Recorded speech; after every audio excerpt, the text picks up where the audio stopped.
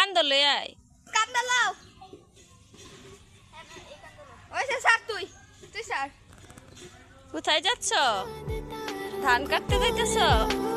হ্যাঁ ধান কাটতে পারো নাকি তুমি কার ধান কাটবা তোমার নানা কয়টা করে মুড়ি আনবা 5টা আনলে তুমি আসতে পারবা তাহলে গাইডদেরকে কিছু বলে দাও বলো বলো